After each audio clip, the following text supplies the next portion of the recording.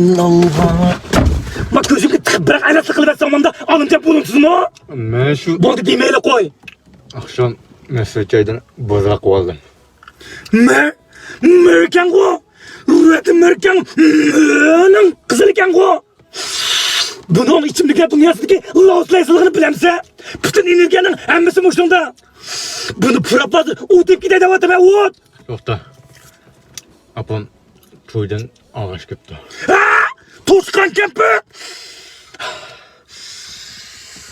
Meni bırakıp bağlığımı kaydırdın ko. Bunu kempite artık bu cadde videolarını bilmemse toşkan kempi. Ah mahlukat. Yana bak. Muhabbetim çönkwen epeydi. Tek ağzı tutulmayan honka. Nima? Kızılderya? Bu kadar açık demlengen kahvedek benim muhabbetin azaplarına kalbimge dava kılıdığını bilmemse. Ondan Elşire yenilik çıraylık dostan aç kılgan boldu. Deyya uyuq bargan boldu. Vatsav! Şıktalarını kuşkaş!